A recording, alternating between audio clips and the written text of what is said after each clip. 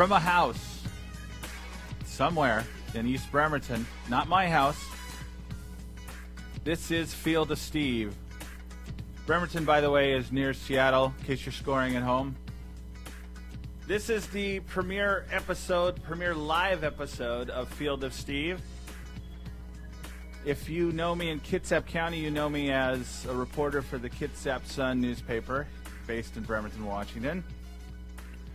If you don't know me, hopefully in the next few minutes I can convince you to get to know me, as John Lovitz used to say. And if you know me otherwise, you know me from maybe Covina, California, Utah, other places.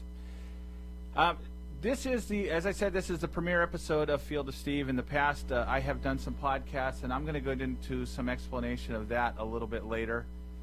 But this is the first live broadcast of Field of Steve, operating out of a house in, as I said, in East Bremerton, Washington. And with the assistance of the Outlaw Radio Network, I am experimenting with the notion of posting the show live. This is going to be a 1 week thing as far as the live podcasts go for a while, or the live broadcasts go for a while, and I'm going to have to get used to saying broadcast instead of podcast. Webcast, I guess, is the proper term. Isn't that correct?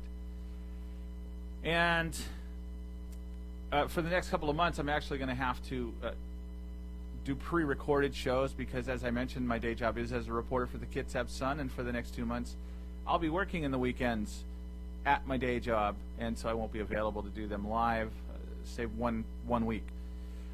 I'm here thanks to the Outlaw Radio Network. I'm joined by Kevin Chambers, who is producing the show from the other side of the glass. I don't know if Kevin can hear me right now. Can you say hello, Kevin? I can. How are you, Steve? I'm nervous as you know. Yeah, I'm doing okay. Thanks for we'll get into your story a little bit later. We'll talk a little bit more with you about kind of what goes on here at Outlaw Radio Network, and also how we went about deciding to go ahead and post the show on this network. But first, I'm going to go ahead and just demonstrate what I do as part of the Field of Steve. What Field of Steve is all about. As a reporter, what I do, what we try to do is show, not tell. In other words, through our writing, if we're doing it well, we're showing you how things work and not just telling you. So rather than saying it was a very interesting meeting, we tell you what happened at the meeting, and you conclude for yourself that it was interesting, or you don't. Maybe the writing or the meeting itself makes you snooze. And if that's the case, I don't blame you. But I'm going to go ahead and start with the story. As I mentioned, I've done a podcast since 2011, and this came about. I'm going to give a little backstory, and then I'm going to go into more of the backstory later. But in 2005, I had a blog, as everybody in America did at that time, and it was like everybody else in America. It was something that I'd go to about once every 3 months and post something, thinking it was going to be something that I would post all the time. But at one time I got the notion to write a story, and it came about because I had been listening to shows like This American Life, and I had read a book called The Glass Castle, and also a book by a reporter from the New York Times, and it was called Pull Me Up, Dan. It was by Dan Barry. And his story, his story was a memoir. He got cancer later in life, but I was more fascinated with the story about his relationship with him and his parents, and I got the notion that maybe there are stories from my life that, well told, could be interesting and engaging to readers, and they could enjoy it as much as I enjoyed his book. Problem is, you have to have stories, and one day it struck me to write this particular story. Kevin, did I give you the instructions on when we're going to go with the first piece of music? You did not. Okay. That was the third segment, correct? Oh no, there's a first piece of music on that list. Okay. It's called, this is awesome. We're doing it live. Why Don't You Haul Off and Love Me? I got it. Okay. So when I'll give you enough warning, and I'll tell you, Kevin, be ready, and then I'll point to you. It's queued up and ready whenever you are. Okay. Going to take a minute.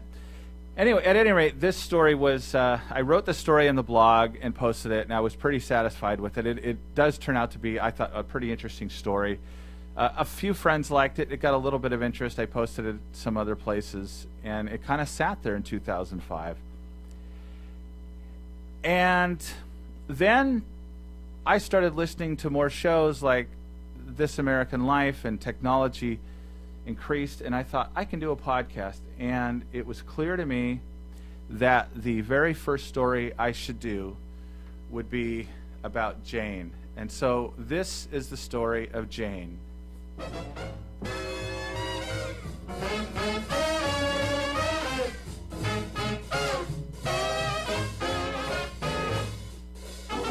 They say a love bug will get you at the age of 43. I'm not telling my age, but something got a hold of me. I'm just craving some loving in the old-fashioned way. Honey, lend an ear and listen to all I have to say. Why don't you haul off and love me one more time? Why don't you squeeze me until I'm turning blind? If you don't cuddle up and love me like I want you to do, I'm going to haul off and die over you. So keep it playing a little low. We're doing some on-the-spot producing here. This is awesome. So it was 1970 when this story begins. I was in third grade. I was 8 years old when third grade started. And in 1970, if you weren't around then, by the way, that makes me 52 years old. 52 years old today, too. So if you want to, by the way, if you want to send me birthday greetings, you can either do them by email at steven@thenarrativearts.com or go to the Field of Steve page. What's that? Happy birthday. Thanks, Kevin. In 1970, the Beatles broke up. Nixon was still president, but there wasn't any noticeable scandal that we knew of at that point.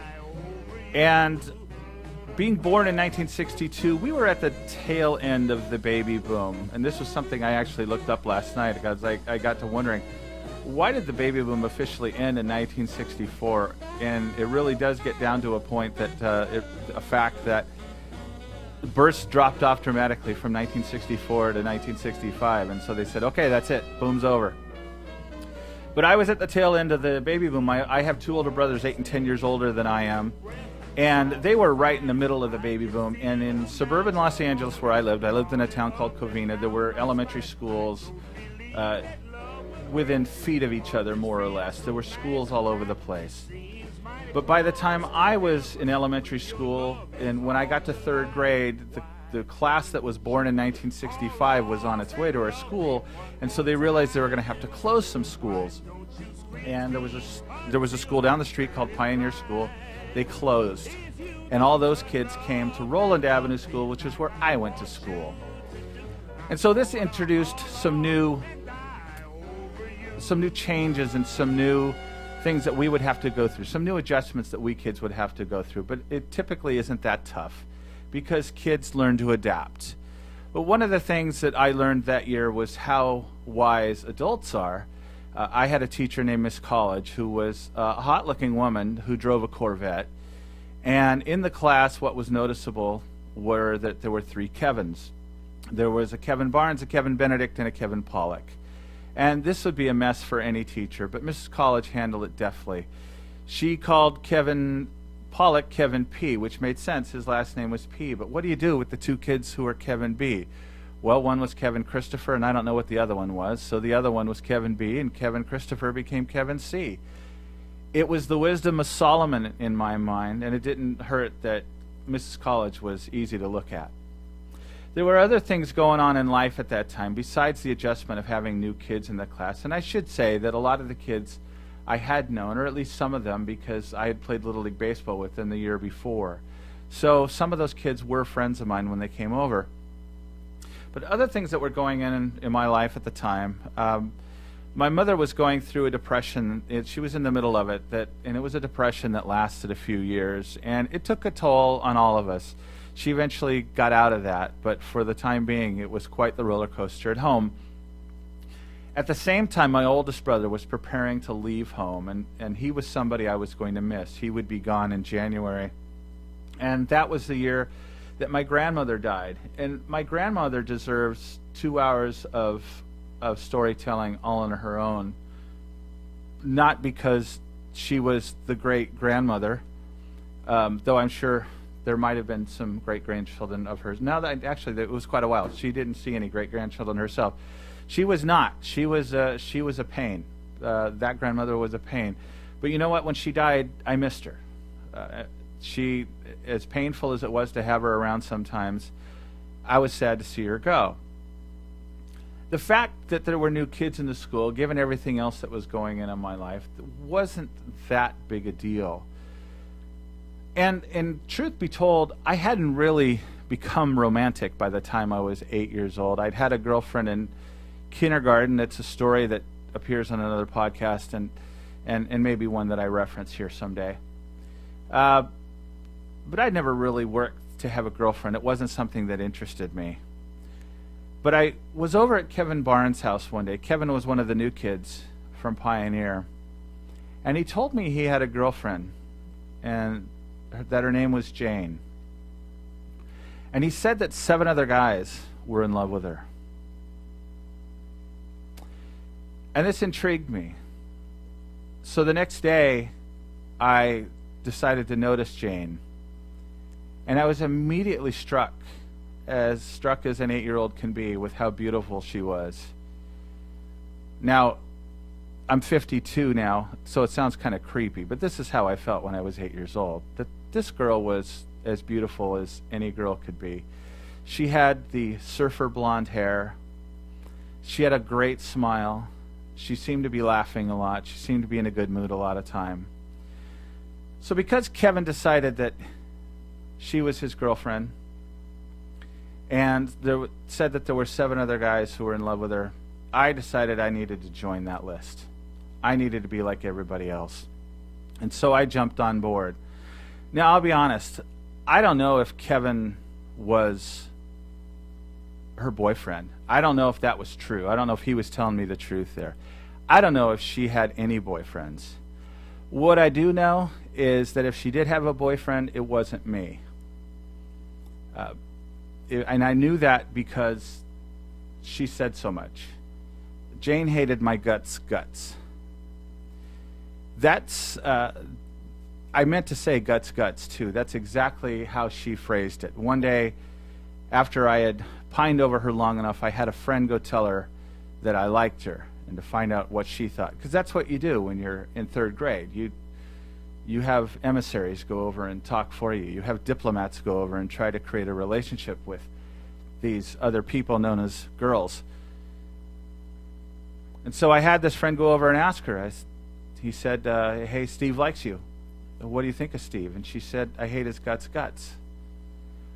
Well, to me, this was ridiculous. Utterly ridiculous. Because first of all, I wasn't somebody who ever generated hatred from other students. For one, I wasn't a bully. There were plenty of bullies in our school. There was Matt, who had a reputation for a bully, but I'm not sure I ever remember him actually bullying somebody so much as getting into fights with people because he kind of had a hot temper. And there was another friend, Ron, who used to like to pick on people, and occasionally he would get in fights. He was more verbal, but occasionally that would lead to fist fights. But I wasn't one of those guys. I got good grades. I played Little League Baseball the year before, so I wasn't great at it, but because I played, I had a little bit of jock cred going for me. And nobody had ever hated me before. I had never had to look for a girlfriend in my life. In 8 years of my life, I had never had to look for a girlfriend. And yet here's this girl who didn't know me from Kevin Barnes, as far as I knew, and she says she hates my guts. And I continued to persist because I couldn't believe it. I figured she'd come to her senses.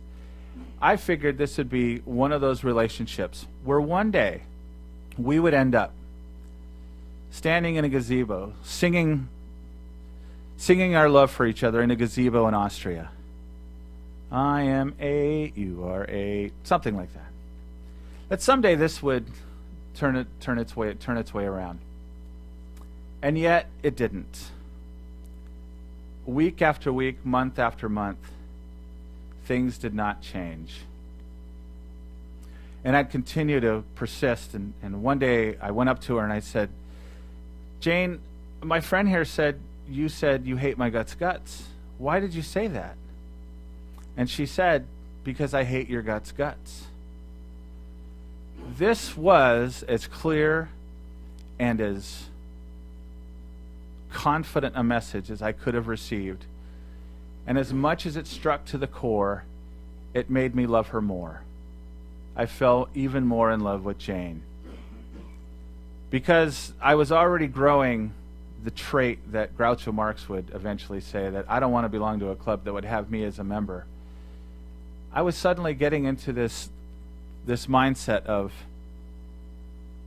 if I want to be with somebody, I want to be with somebody who doesn't want me. I want to have to earn it. And so I continued to persist and go after her. And this went on and on for a while, and it was pretty harmless for a long, long time, until one Saturday. It was a Saturday that would mark an important moment in my life. And it's one of those times when you hope that good judgment is something that can be learned, because on that Saturday, I exercised the worst judgment possible. On Saturday mornings in the fall, the boys would go play flag football at Palmview Park. Now, Palmview Park, this is in Southern California, is, as its name applies, in view of many palm trees. In fact, you don't have to look far at Palmview Park to find palm trees. They line the outside corridor of the park. They're tremendously tall, and they went along Lark Ellen. Lark Ellen, by the way, was named after a famous opera singer back in the time. But Palmview Park was a tremendous grass field. It was where we played Little League Baseball, and there was a field big enough to play football. And as far as the football goes, there isn't a whole lot I remember. We had a game. I don't think I played particularly well, and despite it being flag football, I think there was a little more physical contact than you would think there would be in a game like flag football. That there wasn't too much to remember about. But after the game, there was an incident. The football game also had cheerleaders, and Jane was one of the cheerleaders. And so after the game, there were boys sticking around at the park and girls sticking around at the park. And it was on the boys' agenda to run around and chase the girls, tease the girls. And because Jane was there and because my friends had set this agenda, I decided I wanted to play along too. Now, you have the football field, you have the clearing off on one side, and on another part there are these cinder block bathrooms, and about 50 to 100 yards away there's this giant cement airplane. And it was right there in the middle where things started to get bad for me. We were doing the normal teasing, we were running after the girls and teasing and all of that kind of thing, and I was playing along, and then all of a sudden I looked and watched as my friends turned and started running in the opposite direction. Now, I didn't know what they were running from. And had I been looking in the same direction they were, I would have run with them. But I wasn't. Now, if I had exercised faith in my friends, I would have just turned and run with them without knowing what they were running from. But I didn't do that. As an 8-year-old, and probably this is a weakness that I continue to have, I had to know what I was running from. It's not enough to see people running. I remember years later in junior high, these kids would all of a sudden start running somewhere, and so everybody would start running after them, and that was the whole point. Usually when somebody started running, it meant there was a fight somewhere that they wanted to go see. And these kids in 7th grade decided to start running just to see how many people they could get running behind them. And it worked. I was right with them. I ran along after them because I knew there had to be something good to look at, and there wasn't. But at 8 years old, I had to have proof. I had to know exactly what was happening. And so I turned and I looked and I saw what was the sum of all third grade boys' fear. And when we come back from the break, I'm going to give you a little idea as to what that was.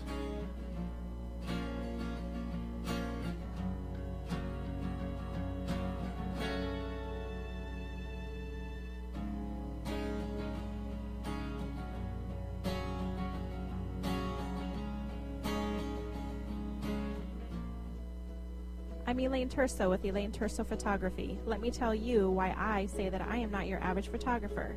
At Elaine Terso Photography, I can handle all of your photography needs, including weddings, families, and newborns. I have an in-home studio, or I am able to come to you to take photos wherever you want to be. Mention Guardian Broadcasting when you book, and I will give you a 10% discount. For more information, visit me online at ElaineTersoPhotography.com or find me on Facebook. Hey, it's K-Dog with the Outlaw Radio Network to tell you about Rachel's on the East Side, but instead of sharing what I think, let me tell you what your Kitsap neighbors have posted online at urbanspoon.com when they were asked what they thought about Rachel's on the East Side. Charlie wrote, delicious. So happy to finally have some great food in Bremerton. Sally wrote, my husband and I absolutely love this restaurant. It's quickly become our favorite. LT wrote, local microbrews, awesome pizza, free Wi-Fi and friendly service. Rachel's has all this and much more. Lastly, AF22 simply says, hands down, the best food on the peninsula. With a full menu including pizza, pasta, sandwiches, and more, Rachel's on the East Side is a great place to enjoy a romantic night out with the one you love. It's also a great place to take the whole family out for a great family dinner.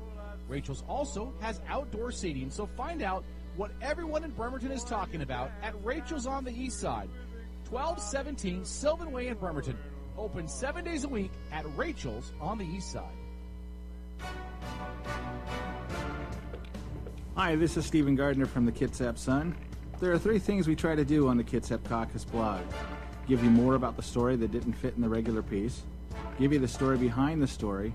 We also try to draw attention to other news you might have missed. And sometimes, I like to poke fun at Port Orchard. Read the Kitsap Caucus blog at thekitsapsun.com. And now, reason number 27 why you should choose Gordon Sound. Experience is everything. You know, it's funny. Some of us will never ever find true love. Like, take, for instance, me. And I'm pretty sure that guy right there, and that lady with the sideburns, and basically everybody at table 9. Don't hire that guy. Call the most experienced DJs and sound and lighting professionals. Gordon Sound, 9476 Silverdale Way, or call 360-692-2957. Gordon Sound, you rock, we roll. Hey sports fans, have you ever wished there was a live and local all-sports broadcasting network? Well, wish no more. It's ISBNsports.com. Kitsap's only live and local all-sports 24-hour broadcasting network, featuring the Kitsap Blue Jackets, the Olympic College Rangers, high school athletics, and the ISBN Sports Show every Saturday morning from 10 to noon with interviews from exclusive guests from around the Sound. So, you want sports? Go to ISBNsports.com.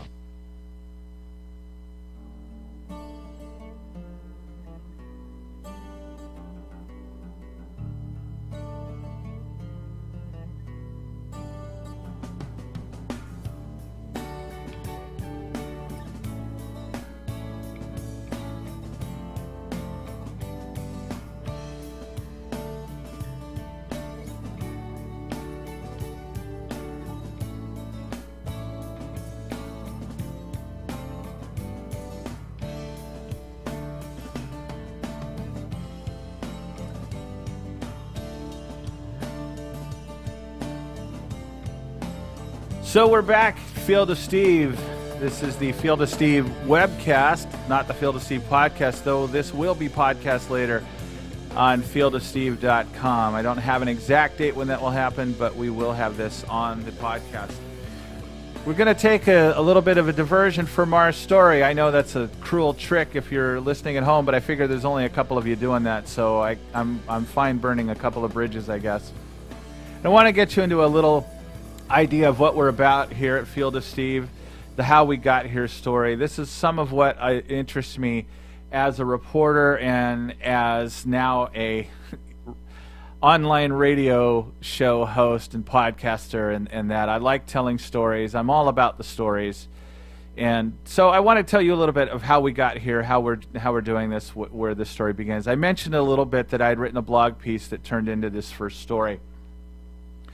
And I also mentioned that I grew up in Southern California, something that'll probably come up a lot in the Times. I'm one of those people that I love it up here, and anytime I go back to California, I remind myself why I left. But it is something that I do envy people who grew up here and lived here their whole lives. Kevin, you grew up in the Puget Sound region, correct? Yeah, no, mostly north of Everett, but See, so it's folks like you that sometimes I envy because you're home. You're essentially home, or you're not far from where you grew up. I don't know. Do you feel like you're far away from home living out here on the Kitsap Peninsula? some days more than others.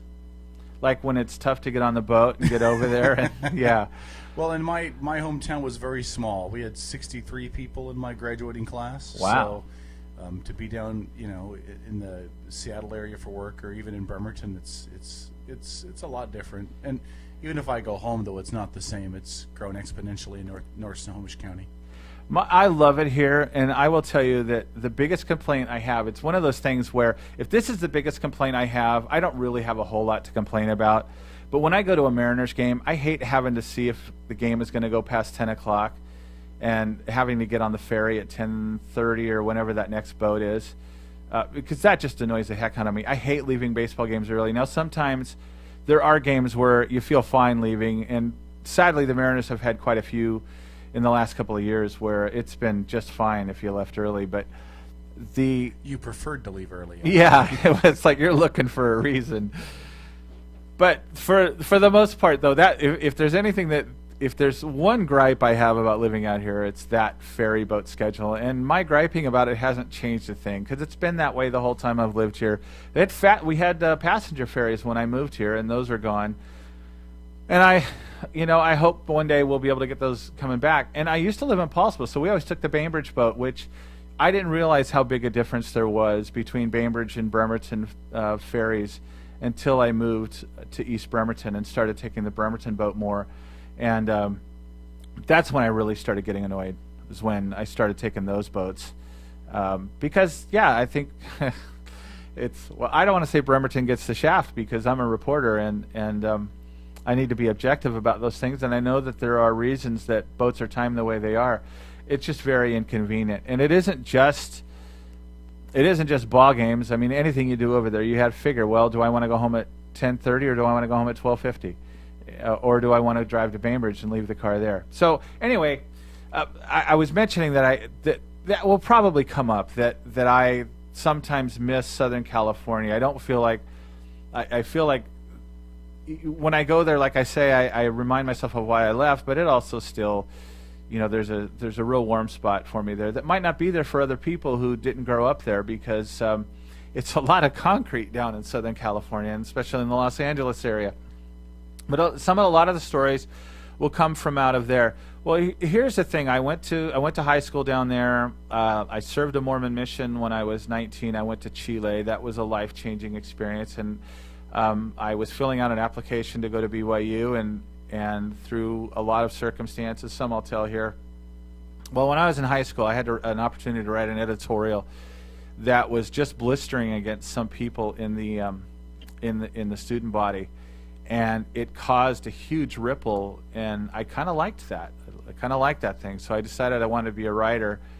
And actually it got cemented after I took a psychology class at a junior college, and I realized how much science there was involved in psychology, and it wasn't at all sitting on the couch talking to people and working with them through their problems. So which is eventually what it ends up being, but I just didn't realize all the work that was involved, and I wasn't somebody who really embraced work at that point in my life. So I decided to become a writer. It was something I could do pretty well, and I went to BYU and went to journalism school and did a couple of internships in Washington, D.C., and one for a senator and one for a news organization, and got out of there and couldn't find a job in journalism, so I went to work for a computer company. It was pseudo-journalism. It was working for a computer magazine, and I knew nothing about computers. In fact, my first week on the job, I deleted a whole probably about 90 word perfect files that were files that were supposed to go into the magazine. And if you've ever made a mistake that actually made you sick, that's one of the ones I remember.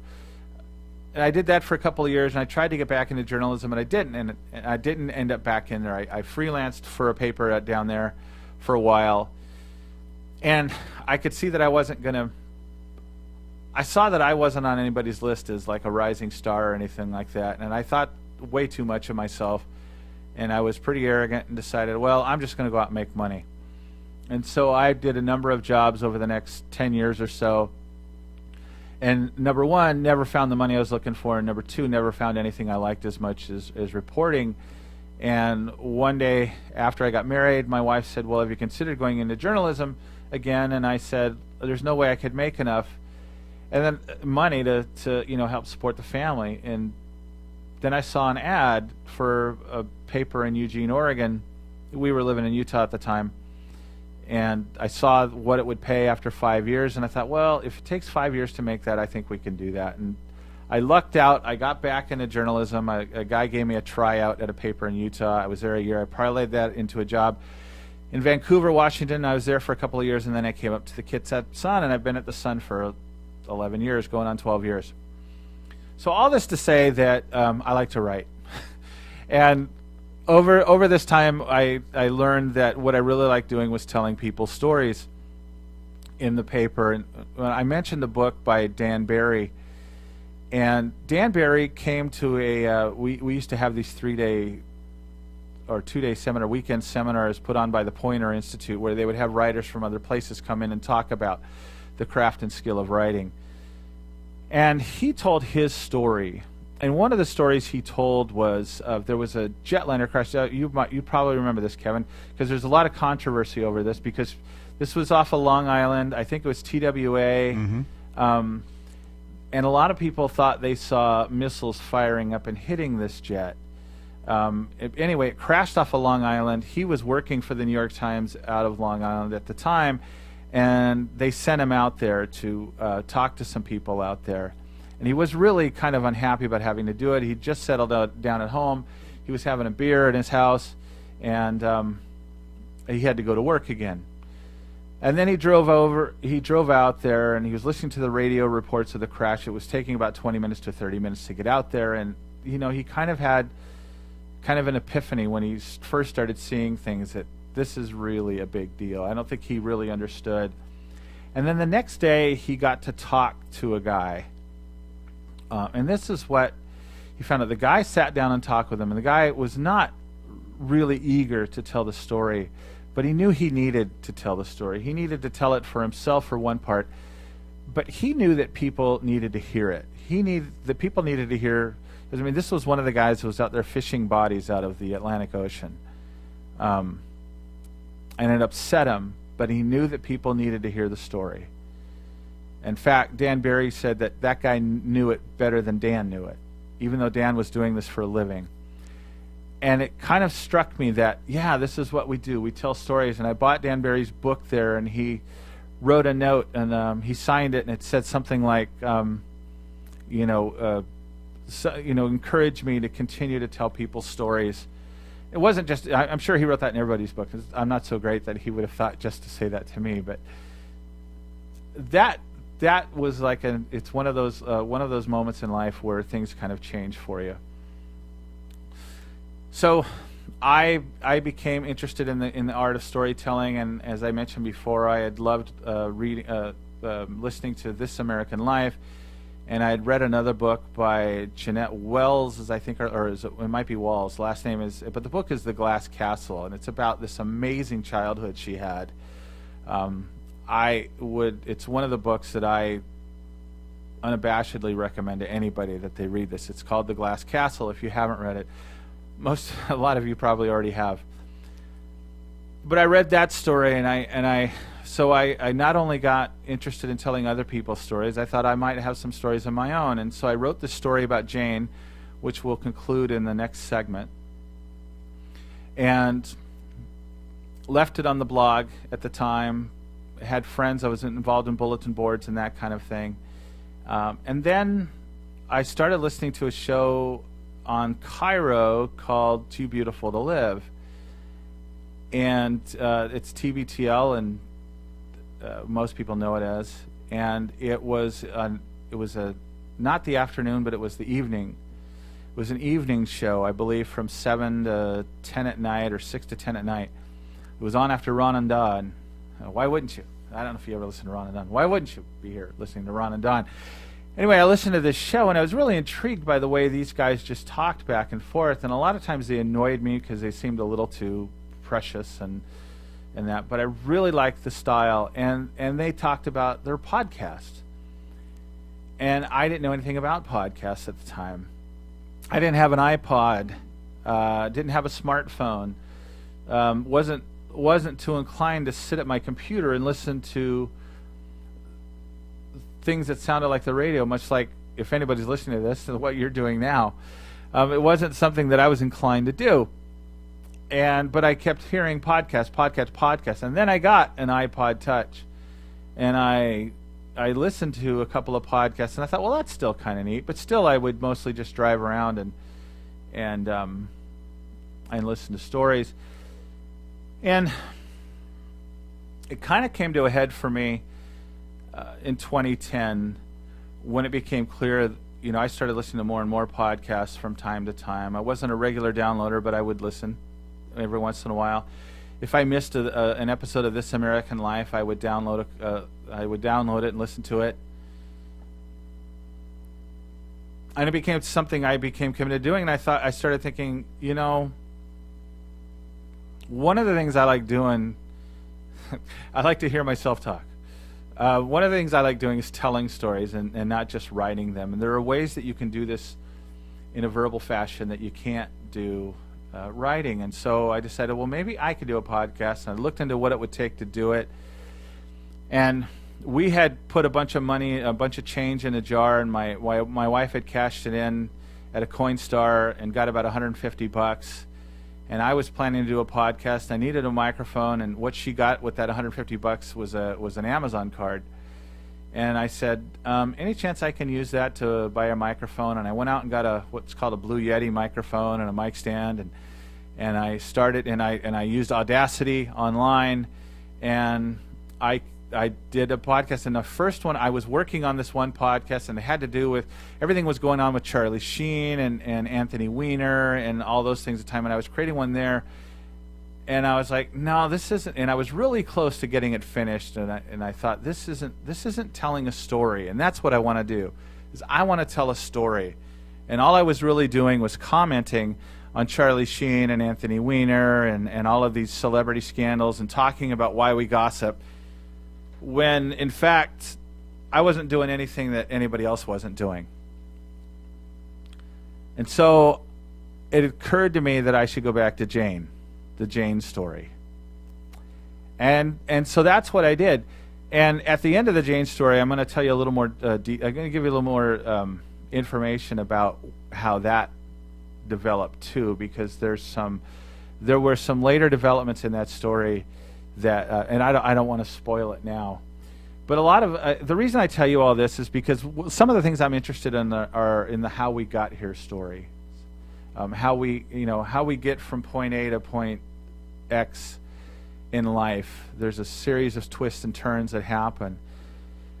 So I will tell you, I did the podcast through 2011. They mostly ran, they're about 15 minutes to 30 minutes long. I would run them every week. And then I took a pause, and then I did another consecutive set of weeks of podcasts. And by the year's end in 2011, I was up to 24 podcasts, and I was exhausted. I was really tired, and I wasn't sure that I was getting any more listeners, and I wasn't sure how I wanted to continue with it. And added to that was the fact that my father had just been kind of admitted into a care facility, and he was never going to be home again. And we were living essentially in his house. We moved into a house so that we could take care of him. We moved him up here from Utah, and he physically couldn't get around the way he could, and we couldn't provide him the care that he needed, and so he had to move out. So there were all these changes that were coming on in life, and I just figured, well, maybe it's time to let go of the podcast for a while and figured out what I want to do with it. And things eventually settled down. We moved to Silverdale in early 2013. And I decided that I wanted to do it again, and I wanted to do longer stories. And so for the last half of last year, I did a Kickstarter campaign to help pay for things like web hosting and a P.O. box in Silverdale, those kind of things. And I did 6 or 7 more. I think I 6, but they're longer stories. And so you can find those at fieldofsteve.com. In fact, you can find the rebroadcast of these at fieldofsteve.com. I don't know how long it'll take to get them posted on there, but that's something we'll figure out as we go. And for years, though, I had also, for the past few years, I'd also been an occasional guest on the Outlaw Radio Network. On their, you guys start at 7 o'clock, right? That is correct. So they have a show here locally, and they deal with a lot of national stuff. They talk about a lot of things, but they also deal with local issues. And every once in a while, they would have me on the show to talk about local politics. And I liked what they did, and we've been talking for a long time about doing a show. But I want to get into how we get their story with these guys too. So this segment ends up kind of being a mix of how we got here, how I got here, and how Outlaw Radio Network got here, and how the twain met. So Kevin, can you take a few minutes to talk about how Outlaw Radio Network came to be? Yeah, Paul and I, who's my co-host on Outlaw Radio, we both met initially back in the days of KITZ, which is one of the local stations out here in Kitsap County. And at the time, the station was owned by a guy named Jameson White, who was trying to do some local stuff and hired some local people, brought some people on. And at the time, I was program director. And Jameson sold the station, decided he wanted to go pursue a medical career. I never understood what broadcasting and becoming a doctor in Mexico had to do with each other, but there's a story there. There is a story there, and I talk to Jameson occasionally. He's still across the border, but anyway, so he sold the station, and he sold the station to and this isn't a political judgment and all, but he sold the station to a very conservative Second Amendment guy named Alan Gottlieb, who owned several other stations in Portland, Eastern Washington. I believe he owns one in the Bay Area as well. And the reason he wanted this station was he wanted the ability to reach the Seattle market. He wanted to hit downtown Seattle. Seattle's very attractive from an advertiser standpoint. So you can hear KITZ from Seattle? Oh yeah. Okay. Yeah. Not if you're downtown, you can. If you get out of downtown, not so much. Right. But from a broadcaster advertising standpoint, you get to claim the millions of people in a greater radius just because you can claim Seattle. So he bought it, and the first thing he did was he canceled all the local programming, got rid of 90% of the staff, canceled all the local shows, and with the exception of one, who the host of that show is the lady that'll be doing the show right after yours. Isn't it? Is that right? Yeah. And is she still on the air on KITZ? No, okay. No, she hasn't been doing a show over there for a long time. And he came to me and basically said, you can continue being program director, but you're not going to do any more shows, and that's it. And I said, so does that basically mean turning knobs and dials and that's it? Yeah, a lot of paperwork, filling out FCC compliance reports and fielding phone calls and a lot of management stuff that I didn't want to do. And so that was the end of my time there. I just decided that wasn't why I got into radio. I wanted to be behind a microphone. I didn't mind the extra stuff, but I wanted that ability. So that was in let me think about this. Now that was in 2000. Yeah, that was in 2000. That was in spring of 2000. And we all went our separate ways. Paul and I stayed in touch, and for the better part of the next 9 years, we would just dream. Man, it'd be so good to go back into radio. It'd be so great to get that going again. Yeah. And in April of 2009, by April of 2009, we had concocted this master plan with his brother Caleb, whose home we're broadcasting from today. Right. And it basically resulted in us created it from scratch and at one point it was done from a basement in Olalla, from a dining room table, and it's morphed. You know, you've joined us in a couple different locales. Right. I was at a different dining room table over in Bremerton proper, I think. Yeah. Over on Perry Avenue, or off of Perry Avenue. Yeah. Yeah, and then here, in a Yeah. different room here. Yeah, we've been, we've always kind of rolled with it and made it work wherever it is. And there's a good amount of blood, sweat, and tears put into this. There's a lot of money and gear, but it really just came from the fact that we just felt like there was no radio media presence out here. I mean, the Sun does a great job in print and online, but there's something tangible in a voice in a discussion that I think you only get in some kind of a form of talk radio that says, here's the phone number, call in, say what you want to say. Here's the conversation, here's the back and forth, here's the play. And I think we missed that, and Paul and I missed doing it. So our 5-year anniversary of doing this will be at the end of next month. When you guys had one of your key moments, there's and it shows what doing something live can do. It can kind of trap somebody in having to respond. But when you had the mayor's debate and the mayor brought up that question about Starbucks, and to people that are outside of Kitsap County, this isn't going to matter a bit, but there are basically two people running for mayor, and the incumbent asked the other one why he was no longer allowed in Starbucks stores, and it was more or less an ambush. And you guys didn't know that question was coming, did you? No. In fact, Paul had posed the question. Paul had just said, let's just go off script. If you guys wanted to ask each other something, what would you want to ask the other one? And Mayor Lent, as the incumbent, was given the opportunity to ask Todd Best first, and she came out guns blazing and said, "So why are you not allowed in Starbucks anymore?" And that was, we didn't know it was coming at all. And it's the beauty of live radio that I don't think you get anywhere else. Television is really filtered, and print is print. I'm careful what I say in recognition of where you work, and I'm not knocking print, but I just think there's something really cool in the immediacy of the moment. Absolutely. Of that live moment with Lent and Best, where she just, there's the question, and he had that look on his face like, okay, we're going to fight. I can tell you can escape a lot easier when something's going to be printed than you can when it's live and in somebody's face. And some of that is because as reporters or as print reporters, we kind of will kind of stray from the tricks or something that we see, or gimmicks or tricks, and that was an ambush or whatever. But I'll tell you, there's something awesome about having it live, and so that was pretty dang cool. So how much time do we have left this segment? We got about 4 minutes. Okay, so my point. I mean, how much did you guys have? I mean, you guys have a lot of equipment here that most people don't have. How did you get all this stuff? eBay, Craigslist? Did you go to Best Buy and open up a credit account? Paul's in the background saying that we bribed some people. No, a lot of this was Caleb has a plethora of computer stuff. He's a computer geek, so that was a lot of it.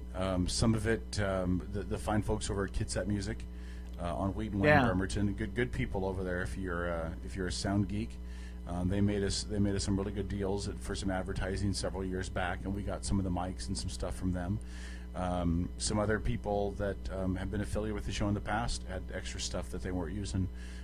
James was a good resource for some stuff, and then we've gone and picked up some stuff as we've gone as well. As we've needed to. This is a very duct tape and well.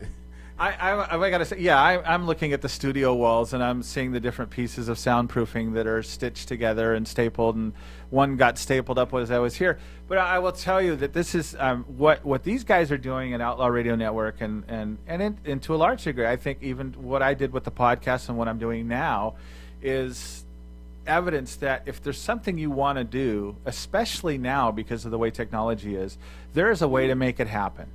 I was able to start podcasting for not a whole lot of money. These guys obviously spent a little more than I did, but they were able to start radio broadcasts, and they get guests coming to the studio. They got the mayor and the mayor's opponent to come here, and they've done this consistently with candidates and I'm making the point that if there's something you want to do, there's probably a way you can figure out to do it. And I think these guys at Outlaw and what I've done with the podcast, and one of the big reasons I want to do this live stuff is because I want to get better at speaking off the cuff, extemporaneously. I've been out to a couple of story slams on Bainbridge Island. They limit you to 5 minutes. You tell a story, and it's been really good training. I didn't win any prizes, but it's really good training to stand up and talk in front of people, and I do it because it's something I want to be good at. So are we almost at break then? We take it whenever you want to. We've got some more time if you want a couple more minutes. No, I got nothing else to say. Do you have anything else you want to add? No, I will say this on behalf of all of us with Outlaw and the parent, which is Edge. We're really excited to have you on, Steve. We're just excited to have you on board. Yeah, Paul says it's super. Yeah, super. Thanks for asking. So far it sounds like I'm not going to go home hating this so far. So well, then, we're an hour in. Has succeeded. Yeah. So. Paul, you can put the chloroform away. He's gonna leave here happy. So I'm gonna go home and I'm gonna download this, add some music, and have some cool fun with it. All right. Hey, you do what you got to do, and tell your friends. By the way, if you want to find, you can email me at Stephen at the narrative. Well, hey, that was my voice crack, and that's awesome. Stephen at the narrative. What's that? Puberty. Yeah. It's only arriving about 40 years late, but. Stephen at thenarrativearts.com, and I have a Facebook page, Field of Steve. Look for it.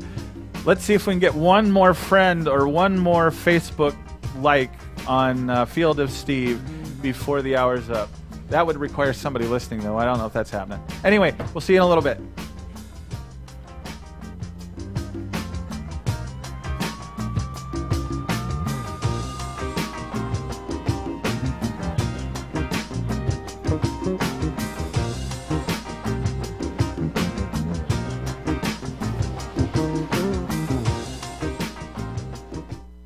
From NPR News in Washington, I'm Windsor Johnston.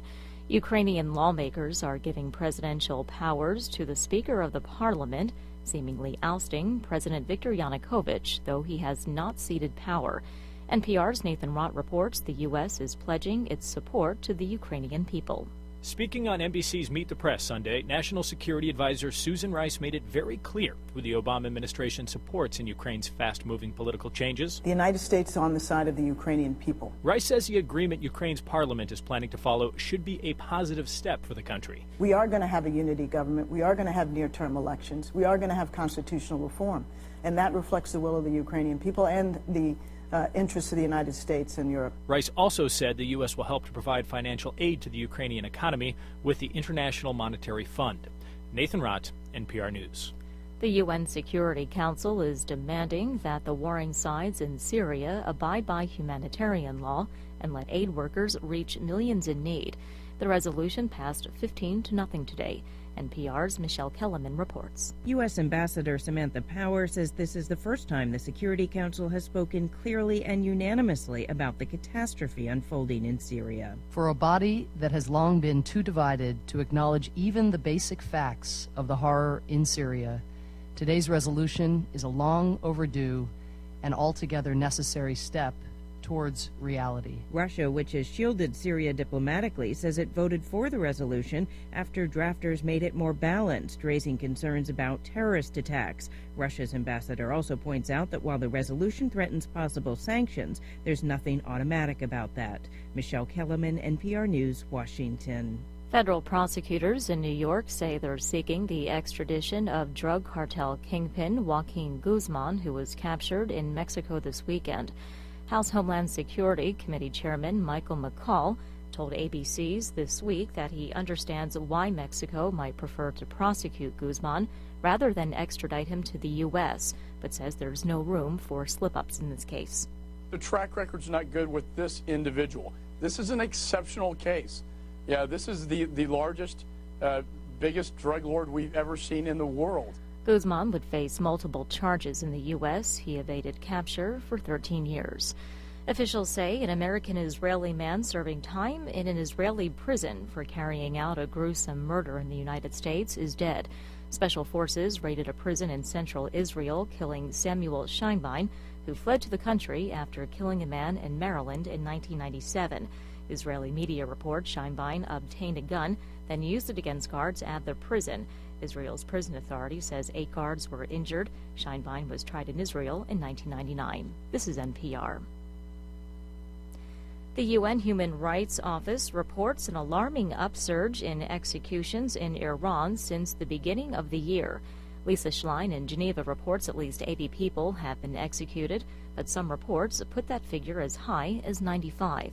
The UN office says most people in Iran have been executed for drug-related offenses. Spokeswoman Ravina Shamdasani says her office is particularly concerned by the secret executions last month of 2 members of a minority group on ill-defined charges of enmity against God. They were allegedly denied access to a lawyer and their families for the first 9 months of their detention, and reportedly subject to torture and forced confessions. The UN reports Tehran executed between 500 and 625 people last year, including 57 in public.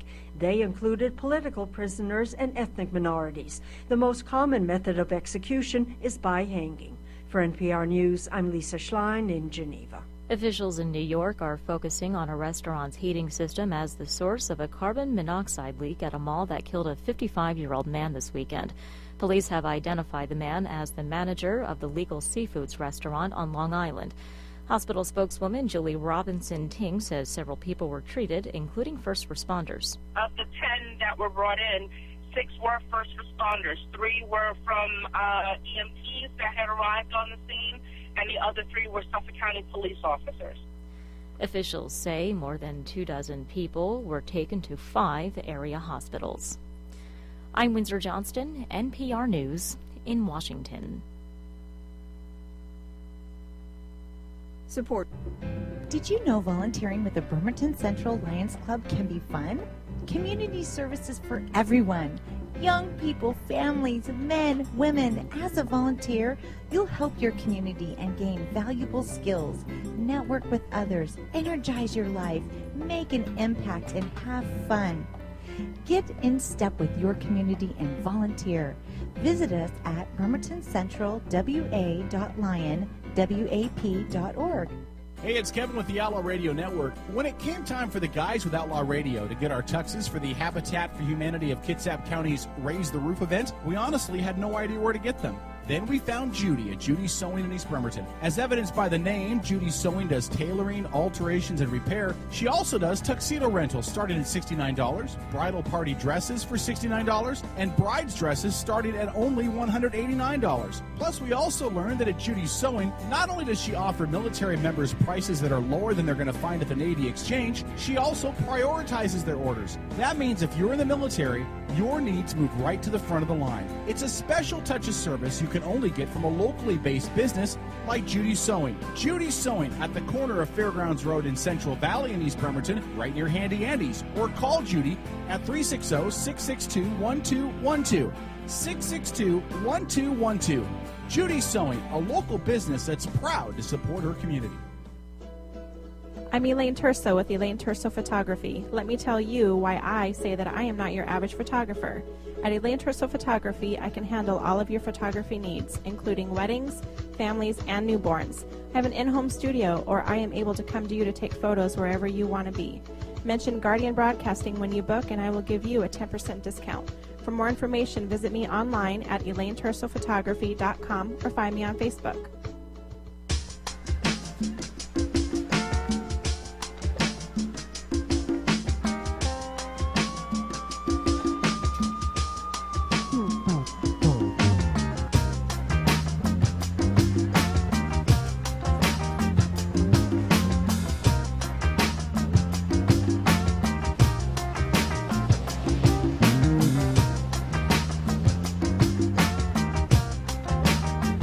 My thanks to Paul Schaefer and the world's most dangerous orchestra. Actually, that's something we'll get into a little bit later. This whole issue of music, I like that. I like that music. That's funky stuff, but it's stuff that I don't have to tell anybody who it is, and that's its main purpose. There are laws about things like that. I will tell you, people can steal my copy and take a paragraph or two out of stuff I write and use it in their stories. Musicians, it's a whole different animal. Music is a whole different thing, and we might get into that a little bit.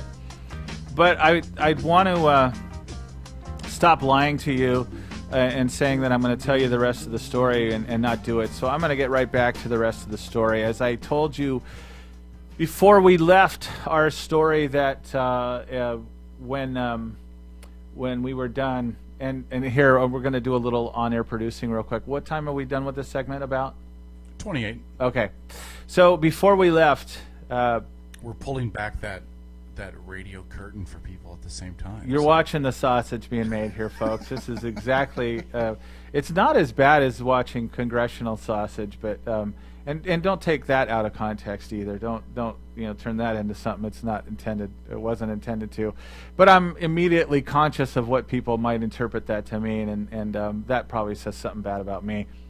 At any rate, I was out playing with the boys, and we were teasing the girls. We were running around chasing the girls, and I was interested in a girl named Jane. And this was at a time in Southern California when parents were secure enough that their kids wouldn't be mugged or kidnapped on the way home, that my parents would let me just stay in the park and play for a while, and they really weren't worried about what I was up to.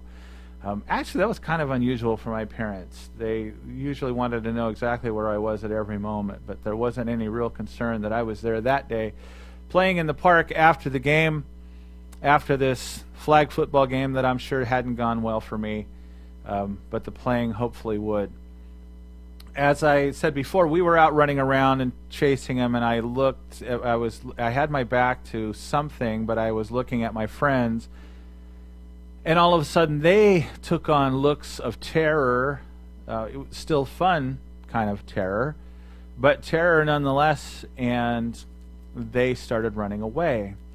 And instead of exercising faith in the good judgment of my friends, I had to figure out what it was that they were running from. And as I mentioned before, when I turned around and looked to see what they were running from, it was the sum of all boys' fears. It was a fourth grade girl. We were third graders. This was a fourth grader, and not just any fourth grader. There was at that time, there were a lot of Mormon families, and I was not Mormon at the time. There were a lot of Mormon families that would serve as foster parents for Navajo children in Southern California. A lot of Mormon families would do that, and this girl was this fourth grade girl that was standing actually just a few feet away from me was one of those. And there was a Navajo girl in my class in third grade who was very nice. Her name was Jovita. And if it had been Jovita, I would not have been afraid. But this was some other girl whose name I don't know, and I'm not sure I ever really wanted to know. But she was known as a bully. She was kind of thick, and she was known to inflict terror on people. And who knows whatever was going on in her life to make her that way. But she was looking at me and kind of grinning, like she had somebody that she could do something that would hurt. And I was standing close enough that she could. And still, I would have had the opportunity to run away. I probably could have outrun her. I wasn't particularly fast, but I don't think she was inclined to really chase anybody that obviously didn't want a beating. It was enough to know that they were afraid. This is the way bullying works sometimes. You don't really want to beat somebody up all the time. You just want them to be afraid of you. And if I would have run away, that would have served its purpose. And that would have been the smart thing for me to do. And as life has gone on, it's one of those moments where I wonder if good judgment is something that can be developed in a moment of crisis, because in that moment I made the worst choice possible.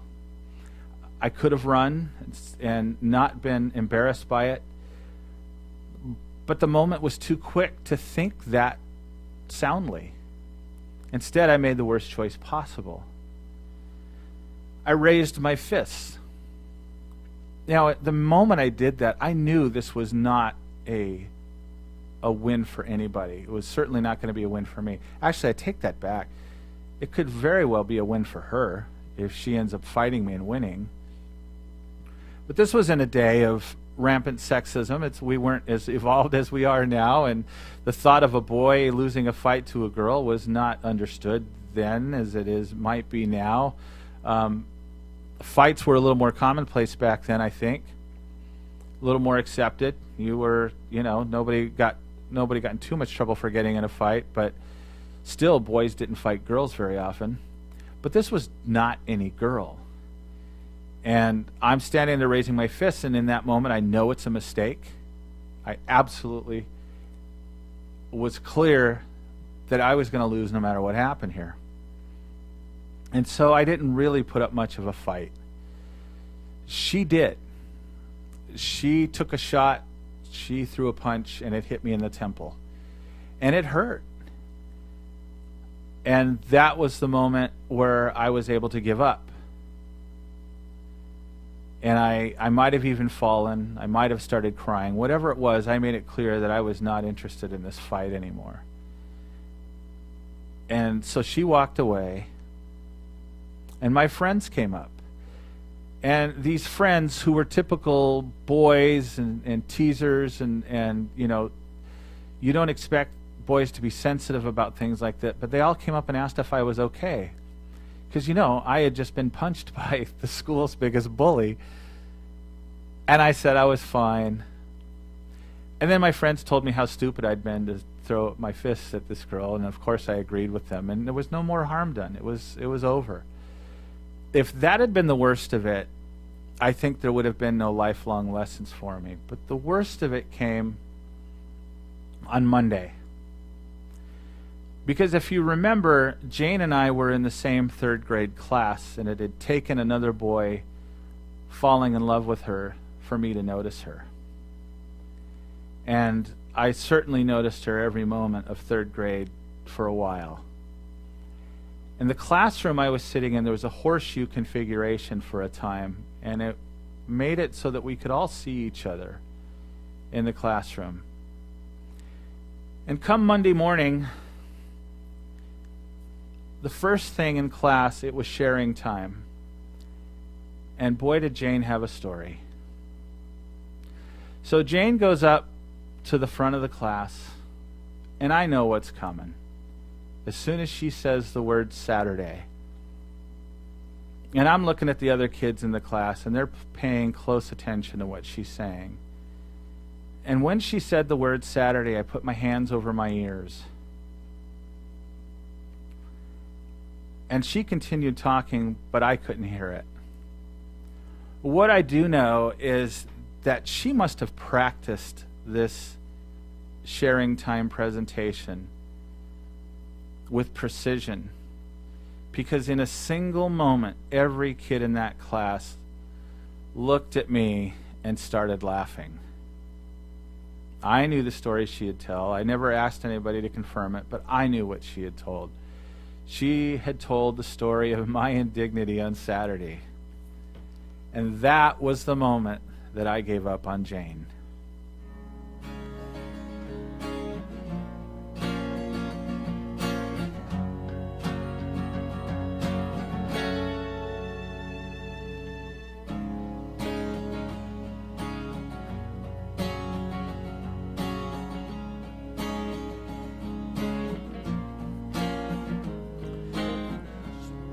So, from that moment on, I no longer considered that I was a candidate for Jane, and it was really, other than a small heartbreak in kindergarten, this was the first major heartbreak, because this was the first girl I had ever gone after and had failed miserably and been humiliated in the process. And believe me, over the course of my life, there were plenty of other occasions where there was humiliation probably far worse than that one was. Really, stuff that happens when you're 8 years old isn't going to stay with you as a moment itself, but some of the feelings and some of the long-term effects might be a little more hidden and might be a little harder to pinpoint to that particular moment. So I can tell you that in that moment it was frustrating, it was hard. I don't remember crying. I remember being resolute and saying, okay, I'm done, that's it, I'm over, it's done. And that's kind of where the story ended when I first wrote this in 2005. Is that it was over, there were long-term effects perhaps. Actually, I should go on to talk about how the relationship between Jane and I evolved over the years. And in reality, it didn't. I became friends with a lot of people over the years who I hadn't been friends with in an elementary school. For whatever reason, you connect later on. But Jane and I never ran in the same circles. And I think we pretty much went through high school together. But we never, as far as I know, the last thing she ever said to me was, I hate your guts. That's the last thing I remember anyway. And there would be other friends where I would have heartbreaks and we would become friends later and that kind of thing. And I'd like to tell you that's what happened, but it really didn't. It just wasn't in the cards for us. And I don't want to say it overtly bothered me. It's not something I ever brought up again with other friends. But I think to some degree it did, because sometimes I would see her in high school or in junior high, and I would be immediately reminded of that moment. And there might have been a tad bit of a little bit of resentment. But I knew that that was silly, and so I would push it aside. And later in high school, my senior year, I had my picture in the yearbook about 18 times, and I don't remember Jane being in there that much. And probably in my own smallness, I thought, aha, see, I got my revenge. She really had no business hating my guts. And for all I know, she could have cared less about that kind of stuff, which, in a sense, shows how more mature Jane was than me at that point in our lives, too. In third grade, she was mature enough to not need me. And later on in life, she wasn't all that interested in the popularity thing. As far as I know, I really don't know. I didn't know her. But that's kind of one of the takeaways for me in life, is that I looked how later I would look to those things as victories, and how that's really kind of hollow and shallow. And so those are how the stories end. There really is no way to know what Jane was thinking in those moments, other than she didn't want to have a relationship with me. I never found out why.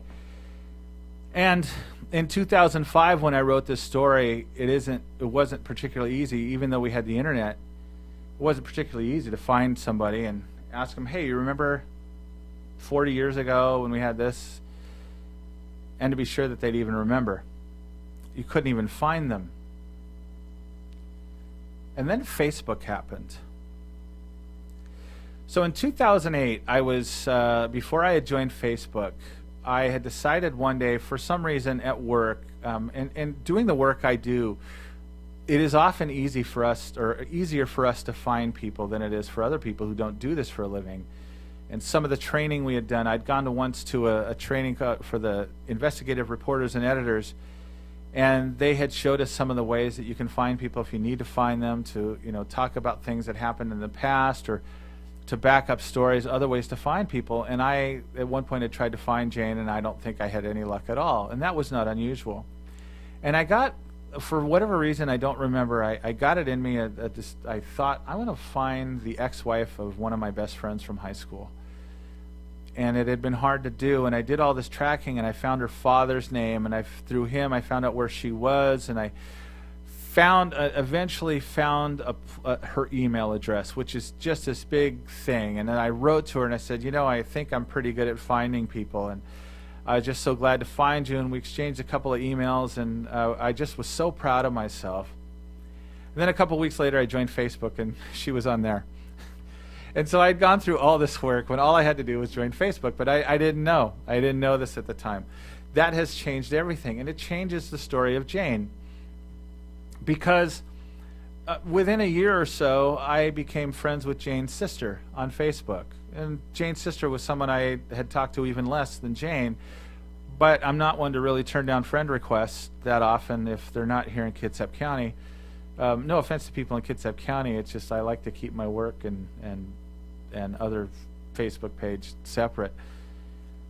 And so one day I knew I was going to tell this story again, and when I got the podcast going and I decided I was going to tell Jane's story, I asked her sister if she could get me in touch with Jane. And she told me that Jane doesn't do internet. She doesn't do email. They barely get her onto things, but I'll see if she's willing. And Jane and I did exchange emails one time, and I just said, look, what I'd like to do is send you the story, and I'll call you, and we'll talk about it. And she's like, I don't promise that I'll remember anything. And so I sent the story I had written, and I really tried to, let her know that, look, after 40 years, it's not like I hold any bad blood over this. I'm not, angered about it. I just think it's kind of a cute story. And I never heard from Jane again. I don't even know if she read the story, and if she's not interested. And at this point, to reach out to her anymore, I'm feeling like it would be stalking. And so we don't really have Jane's side of the story in this whole thing. For one thing, we don't know if she remembers it at all, which is one thing she warned me of, and if she cares to talk about her past at all. It's something I like to do, but it doesn't mean that somebody else does. And this is how a lot of stories work. As much as I love telling stories, I know that I seldom have all of it. How much more time we have?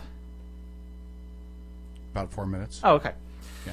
So it reminds me, one time I was watching a show about Moses, and they were speculating. First of all, there's no physical evidence anywhere that Moses existed. But what they were speculating was that maybe there were some translation errors in the Bible, that actually what had happened was that not the Red Sea parted, but it was the Reed Sea, and that there was a volcanic event that caused a tsunami, essentially. And so Moses and his group crossed this Reed Sea when the water had receded, and then when the Egyptians came after them, the tsunami hit and washed them away, which could be an act of God in itself. So it's not to cast any doubt on the faith, but it sounded like such a plausible explanation to me that, yeah, maybe that's what it was. And then I saw stories from other scientists saying that's not possible. That couldn't have happened. And so just like the story of Jane and just like the story of Moses, we just don't know how it ended. And this is the way life goes.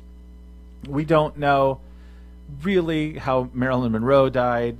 A lot of people still want to believe there's more than Lee Harvey Oswald involvement in JFK's death. Life is full of mysteries, and we tell stories, and the honest truth is we don't know everything there is to know about these stories.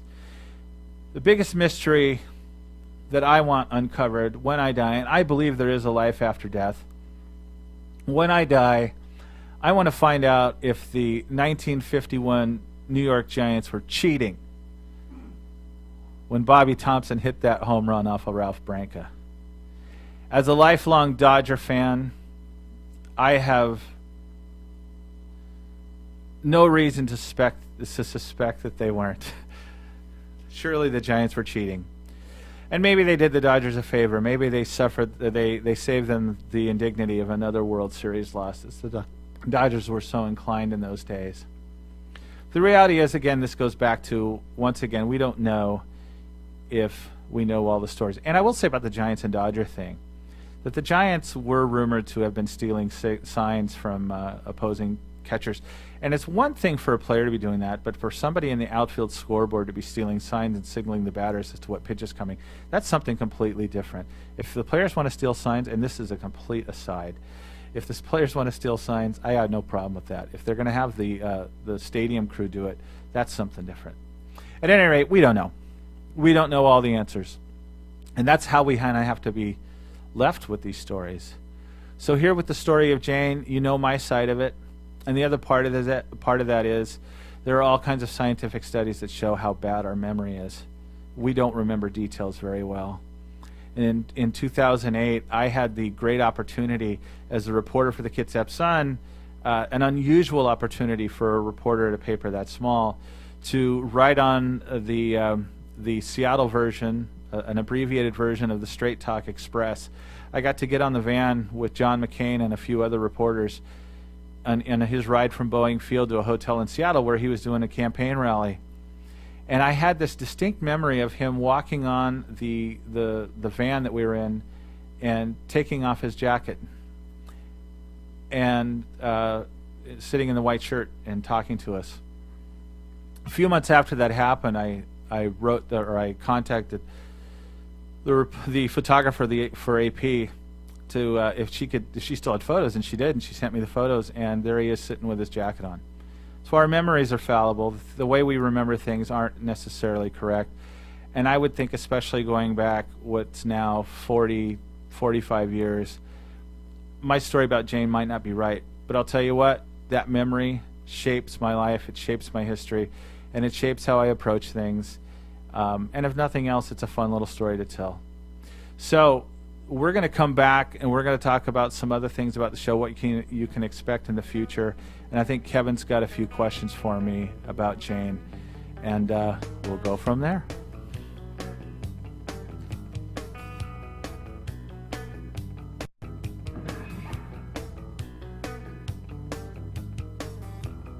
The Home Buyers Association of Kitsap County is an association of professional builders, subcontractors, service providers, and purveyors representing the home building industry. For more than 50 years, the Home Builders Association of Kitsap County has provided information, education, and services that promote the health and welfare of the home building industry. As leaders of the industry, the Home Builders Association of Kitsap County fosters safe, affordable housing and addresses issues affecting our industry. To find out more, visit them online at kitsap.hba.com. Did you know volunteering with the Bremerton Central Lions Club can be fun? Community services for everyone. Young people, families, men, women. As a volunteer, you'll help your community and gain valuable skills, network with others, energize your life, make an impact, and have fun. Get in step with your community and volunteer. Visit us at bremertoncentralwa.lionwap.org. Hello, this is Dr. Swanson, creator of the GateLink chiropractic technique. I believe our feet were designed to adjust to the uneven surfaces we see in nature. However, the surfaces we walk on throughout the day are flat and hard. This surface prevents normal foot motion and shock absorption, causing the force from the gait cycle to travel up the leg into the pelvis and spine.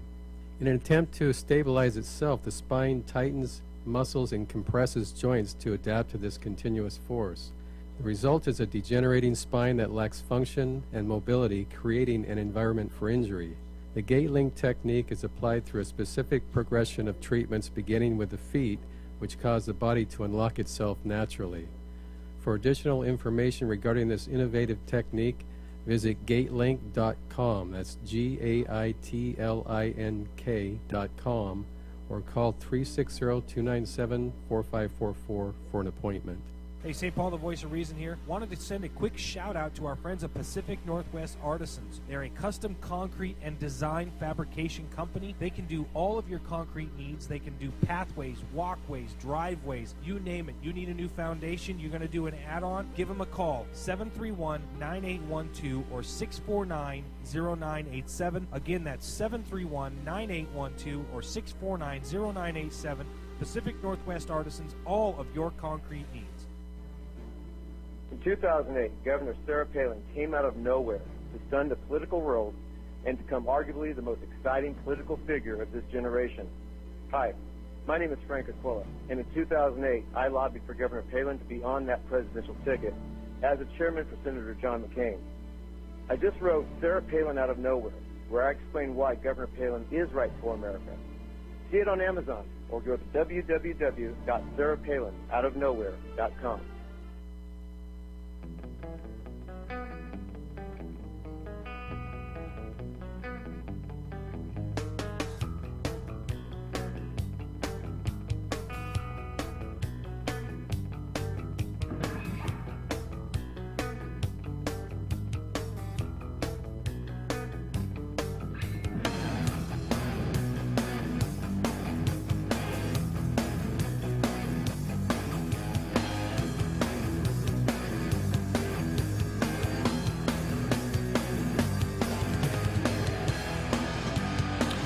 We're back. This is the final segment of Field of Steve. And hey, what time do we need to be done here, Kevin?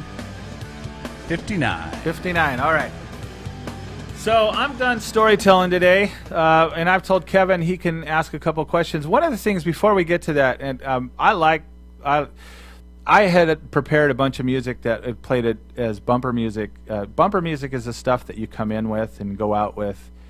I'm saying that right, Kevin? Yeah. Okay. Bump music, bumper music. Yeah. I'd like to know where that term comes from. Do you know? I have no idea. Yeah, no, it's just an old radio term, and I've heard folks say it on the radio. Now so I want to find out. I'll research that. Yeah, well, we live in that kind of age where you don't have to wait for any kind of information anymore. Isn't that amazing? Did you know Tom Petty was born in Florida? I did not know. Yeah. There's a comedian who does a whole joke, a whole bit about that, about how we don't have to wait for any kind of knowledge and what we lose by that. But and he's absolutely right. But I'm not trading. I'm not going back.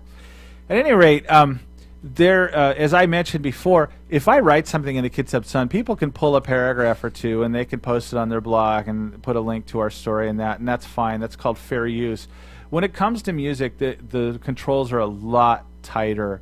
And I had a bunch of music because there's this urban legend out there that you can take, as long as you stay under 30 seconds, you're not going to get in trouble. And apparently that's not true.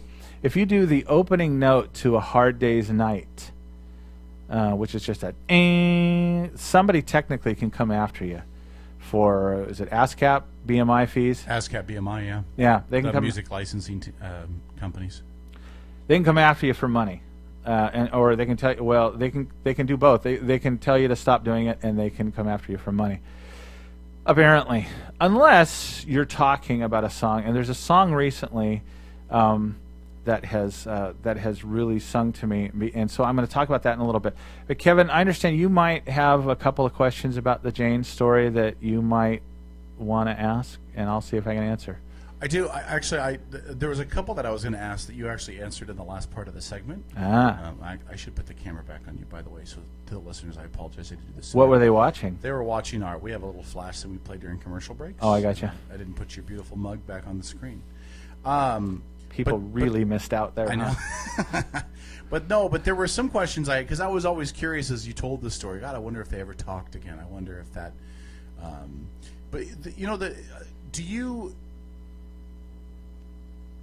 Do you think you ever left that? Do you think you were ever anybody else's Jane? I mean, just like do you think yes. you ever left an impression on somebody else's life the way that Jane left an impression on yours, either good or bad or something? That is a great question. That is oh wow, I never thought about that. It never got to a point. First of all, I never said anything to somebody like, I hate your guts. I'm a lot more passive aggressive than that. I would find other ways and maybe let them linger with thinking or something like that. So maybe I'm a bigger jerk because I wouldn't come right out and say something, so clear. No, I remember times when I was older when I remember one time a woman said she was interested in me. And I was telling her the truth that I'm not interested in. It was one of those things where I'm like, look, it's just one of those things when you're interested in somebody, you just know it, and it's just not there for me. And that never. Here's the thing, I was clear, I was honest in that situation, but it was still confusing to her. She didn't get that. So in other words, I didn't speak to her in a way that she understood. It just made no sense, and I probably gave more detail to her than I should have. But I could have just said, "Nah, it's just not there for me. That's just not what I'm about." But so I don't know that I was ever somebody's Jane. I did awful things as a kid, but I don't know about that. I don't know if I ever did. And I don't mean necessarily even just in a bad way or a good. Was there? Let me explain what makes me think of it. When I was about the same age you were with the Jane story, my mom worked at a radio station in Everett, and there was a guy there named Bill O'Mara. He was the sports guy, and I met him for probably just a couple of hours, and at 9 years old decided I'm going to work in radio, and just that guy that day, 40 years, 35 years later. Yeah. Has an impact. I just wonder, just for good or bad, right or wrong, if you at that age were somebody's Jane. I don't know if we ever think about the impacts we have on people, even in passing. And, you know, I'm sure that Jane would have never guessed that all this time later she would have been that defining moment of your... No, she wasn't even sure she'd remember it. I'm not sure she remembered me. Well, she probably knew who I was, because in high school I kind of did things to try to become popular, and so people, whether they liked me or not, they kind of knew who I was. And but as far as an impact, I will say I had one good moment, and this is one of those things where you kind of hesitate to bring it up too much. But one time I was on there apologizing for stuff, you know, at some point. I think it was pre-Facebook. You remember Classmates? Oh, yeah. Yeah, I used to joke. After Facebook came along, there was a great headline in The Onion once about the Classmates exec doesn't have the heart to tell the CEO about Facebook. But there was a time when that's how former classmates and I were communicating. And at one point I had said, look, you know, if I was ever a jerk to anybody, I'm sorry. And a guy came on there, and this was a guy who who wasn't like the most popular guy, and he wasn't good in sports and things like that. And I don't remember this happening, but I know I was capable of doing something like this, because honestly, there were times when I tried to be sensitive to people, to what they were going through. And there was a time in PE when I was one of the captains who had to pick a team, and I picked this kid first, and this was a kid who typically got picked last. And he remembered that. And so, you know, that's a moment where I'm like, my gosh, I guess I was capable of doing some good, you know, good-hearted things. And this is something he remembered years and years ago, and he couldn't understand why I was apologizing for anything I'd done when I was younger. So I suppose, yeah, there was that moment. That you know, if there's something that I'm glad I did, that I had the foresight to do, I'm really happy I did that, because you know, I think a lot of times we're tempted to remember more of the moments when we were bad actors, and we beat ourselves up over those kind of things. So, anything else you wanted to ask about Jane? Last question. Yeah. So you think you're better off with it the way it played out? Oh, well, sure. I mean, I look at my life now, and this is a great segue to the song I want to play. And we didn't set this up in advance. No, I told him I wanted it played, but my gosh, this question plays right into it. It's hard to look at my life right now and be upset about how anything worked out. I've had lots of things that didn't go the way I wanted them to in the moment, and I'm sure I'll continue to get those things. But I look at this moment right now, and I'm just, you know, I have 3 kids. I have a wife who, for whatever reason, thinks the world of me, and I think the world of her, and it's just stunning to me that it works out this way. And last night I posted on Facebook a link to this song called "Happy," and it's by Pharrell Williams, and it was in the song "Despicable Me." And this, not only does this song more or less, I think in the music itself and in some of the lyrics, it describes a lot of what I'm feeling right now at this point in my life.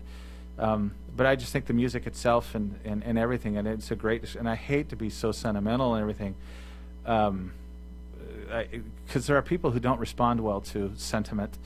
But I was hoping you'd play this, you know, yeah, if we can play the song, and we can get away with this one, because we're talking about the song and critiquing it. So let's enjoy a little "Happy" for a while.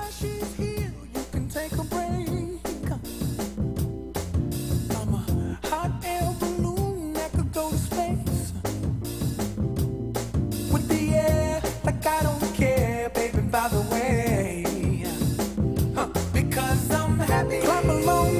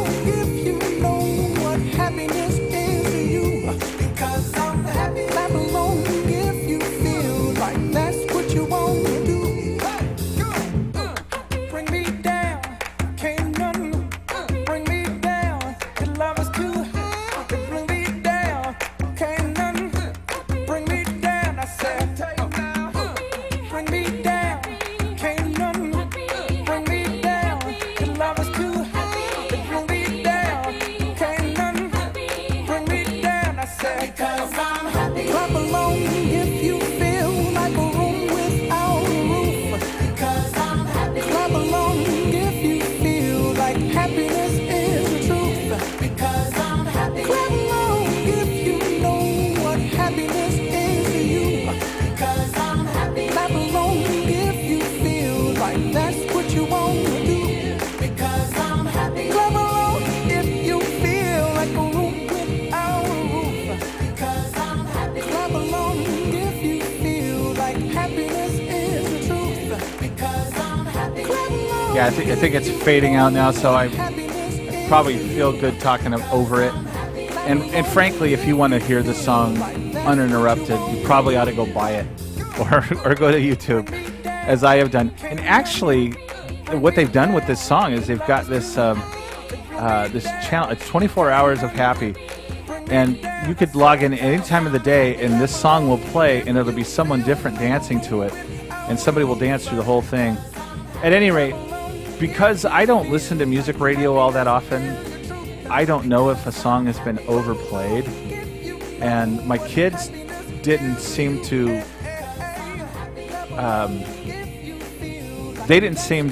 get upset when I kept playing this song over and over. They heard it over and over from me, but it wasn't like they had overheard it other places.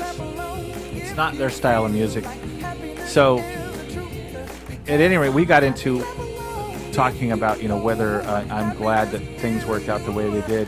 Yeah, there's nothing I can look at in my life that I can regret, and a lot of that is because of the old cliche that if you look at where your life is now and you're fine with it, well, how can you resent anything you've done or that's happened to you, or even the bad things? And things are really pretty good right now, and there are a lot of ways that this is true. I mentioned my family.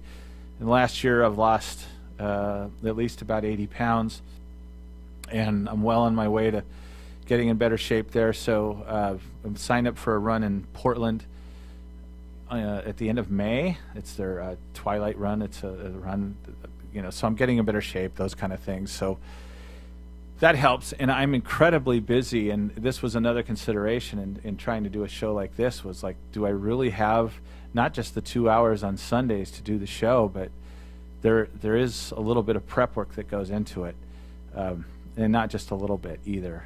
And so it was a consideration. I have my day job, as I mentioned, and I actually have a second freelance writing gig that is keeping me busy along with the family and that. One thing I'm not happy about is last night I was, as I mentioned, and I'm going to mention again, as I am that narcissistic, that it is my birthday today. And so I was, we have a tradition in the family, what do you want for dinner on your birthday? It's not, I don't think that's an unusual thing for most families. And we decided that I want the family kind of traditional spaghetti, and I'm usually the one that makes the sauce for that. So last night I was making the sauce, and I cleaned out a pan. I clean as I cook. I'm a dream guy. And so I cleaned out the pan, and I was putting it out. It's a pan that's big enough that we kind of store it in the garage. And I had my right hand on the pan and the left hand on the door jamb, and the door hit my hand where I wear my wedding ring, and I reacted and flinched, and the ring flew off my hand. And so now my wedding ring is somewhere in the garage. I heard it thump somewhere. And I heard the thump before I realized the ring was no longer on my finger. So if there's one thing I'm not really happy about right now, is that my ring is in there somewhere. And I kind of joked with you as I came here, as we mentioned before, we do this from a house in East Bremerton, and the garage door opened, and the owner of the house, are we okay to say his name? He's not shy about that, right? No, not at all. Okay, so Caleb says, he's apologizing for the mess in there, and I was just telling him I'm just marveling that he can actually walk through his garage. It's just not a luxury that we have in my house right now, and haven't for quite some time. We can, we're finding more things to put in there, and because that's essentially a garage's purpose, is to put things there that you don't know what you want to do with or save for other purpose. So anyway, my ring is in there somewhere amongst boxes of tools and old artifacts from high school, and things that will generate other stories as the days go on. So yeah, to give you the long answer to that short question, yeah, I'm glad things worked out the way they did. So in the future, as I mentioned before, we've got several minutes left on the show. One thing I should mention is that to find this program, if you want to listen to it live, you should go to Edge Media Source. I've been saying Outlaw Radio Network. It's actually one of the shows, and you can find it through there. But I would suggest going to edgemediasource.com if you want to see the show as it's webcast live. Also, later it will be on fieldofsteve.com. And something a little bit about what else now that we're at the end of the show, I can kind of get into some of the other stuff that's available. Years ago, I knew I was going to do this, and I established a company. I set up a business name called Narrative Arts, and it was celebrating the art of the story. And I had designs on publishing, if people wanted to publish. I just wanted to have kind of a blanket company that would take all the stuff I do, and I was open to the possibility of publishing other people's things at the time. So I established Narrative Arts. And that is essentially the business that Field of Steve is run under. When I did those podcasts in 2011, I decided that something I want to do, I am a writer, and so I have the notion of writing books one day. And the Jane story was told in a different format. The Jane story actually was the first podcast I did. In 2011, I used to bounce back and forth between calling it the Narrative Arts Podcast or the Field of Steve Podcast. And through a collection of decisions, collection of reasons, things dealing with branding, I decided to stick with Field of Steve, and who knows if that's going to stay the same. For now, we are Field of Steve. But I took those podcast stories and I reformatted them, I repackaged them as for a book. I wanted to learn how to do that. This is another thing we're talking about. We're sitting in a radio station that couldn't have existed 20 years ago, and I was able to publish a book in a way that I couldn't have done 20 years ago. I could have had it published. I could have paid $10,000 to have somebody print it up and print about 10,000 copies or 1,000 copies, whatever. I could have done that, but I didn't have that kind of capital with me, and so now, thanks to the good folks at Amazon, and suspend your beliefs, whatever you want about Amazon for the time being, and they're able to make it happen quickly. So for just a few $100, I was able to actually get a book published, and it's called Spill Your Guts Guts. You might remember where Guts Guts comes into play in this story of Jane. It is available. The best way to get it, I think the best and easiest way to get it is on Amazon. If you go to Amazon, you can get it there. Normally, they discount the price over what I will sell it to you for. I will sell you a copy. I'll sell you a signed copy, but you can get it cheaper at Amazon. And for $1 more, you can get the Kindle version if you order the print copy. The Kindle version, I think, is $4.99 normally. But if you buy the print version, you can get it for $1. And also, you can order a copy from me by going to thenarrativearts.com. And I will send you a signed copy. It's $14.95 plus shipping. Or if you live in Kitsap County, I'll arrange to meet you somewhere and hand you a signed copy and take a selfie with you, if that's something you want to do. But so we've got all kinds of things going on at Narrative Arts, Field of Steve, and I think this step is another step in the evolution of what's going on in the future. As I mentioned before, and I think this is probably going to be a case a lot of times, I'm gonna post these as live as possible, but I'm also going to pre-record some of these. I may actually, I may stand in my garage and do the recordings, and then hand them over to the folks at Edge Media Source to post it Sunday from 3 to 5. We've been talking about that, and exactly that, and actually that's how it's going to have to be for the next couple of months.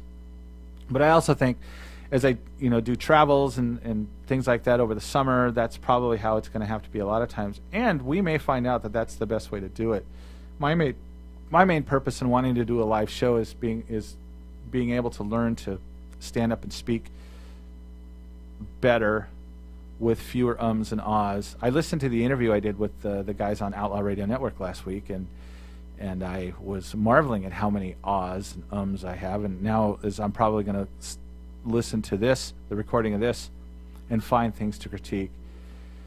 the whole point of all of this is a lot of fun. This is a fun way to do these kind of things, and so that's kind of where we want to be. Future stories will include. I know that I'm going to write I'm going to do a story on how the song "Thunder Road" by Bruce Springsteen became the soundtrack of my life. Do you know that song, Kevin? I do. I've massacred it at karaoke a couple times. Oh, I would love that chance. Yeah, I got to come out and see you when you're doing karaoke some night. And I'm trying to get one of your coworkers has committed to come down and do karaoke. He just hasn't committed as to when. Which one? Josh. Oh, I'm sure he'd be great at it, and he would be a lot of fun to watch too.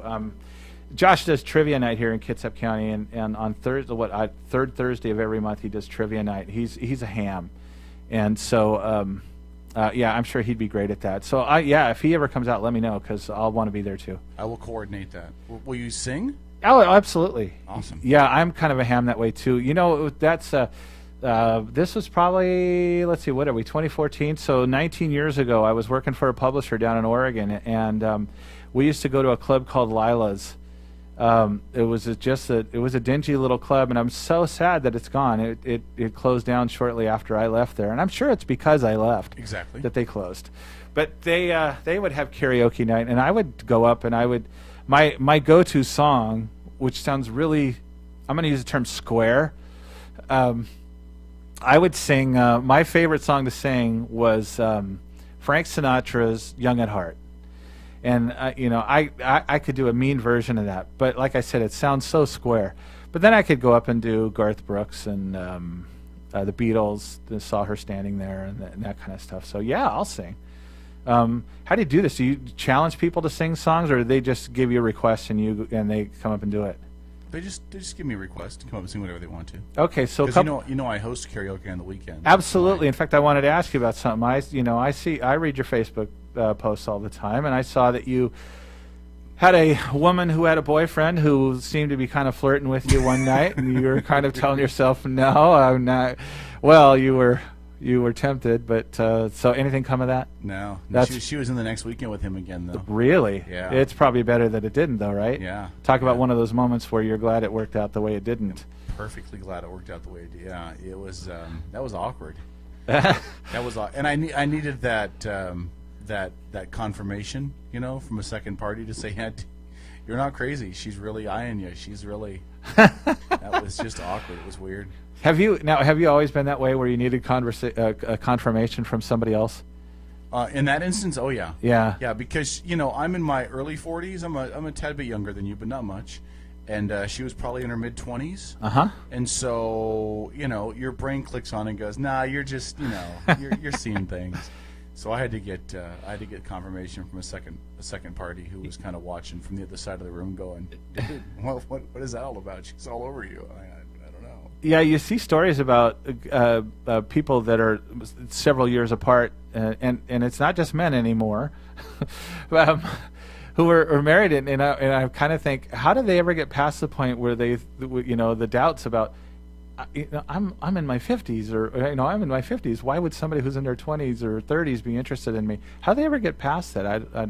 I suppose if you're a Hollywood star, you get past that pretty quick. But actually, my brother, he had a situation where he had a woman, and he's been married now for a year to somebody his own age, and but he had some woman who was probably 20, 30 years younger than him who was interested, and he just like was stunned forever and ever.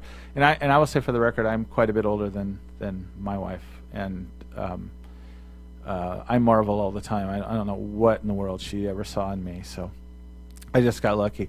So yeah, karaoke, that would be kind of fun to go out and do that. And so if any listeners out there are Kitsap County folks, if you're in Kitsap County right now and you're digging what you're hearing, well, I also think you ought to stick around on Edge Media Source. We have The Raw Nerve coming up with Susan Corcoran. Did I say it right? Yes.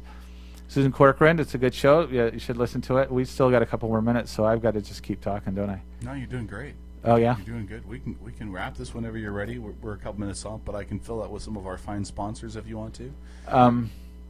Well, no, I'll just kill the show with thanks, and say that you can find this again if you want to hear this again. It will be on Edge Media Source. You can watch the video, and I guess it'll be on YouTube, right? Yeah, as well. We'll have this all uploaded. It'll take I would think tomorrow at the earliest.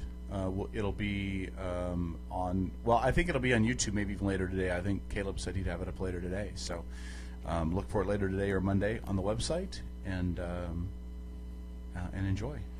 And Field of Steve, if you go to fieldofsteve.com, you can listen to this later. I hope later this week. I'll probably split it into a couple of podcasts so that they're less than an hour each. And you can listen to all the old shows that I've told you about. And I won't object to you buying the book either. So thanks to the folks at Edge Media Source, correct? It's edgemediasource.com. That is correct. I'm a rookie. Give me a break. EdgeMediaSource.com. Thanks to those folks. Thanks to Kevin and everyone else who's helped here, and Caleb. And we'll, as I like to say, we will talk again. And now I can say it'll be next week.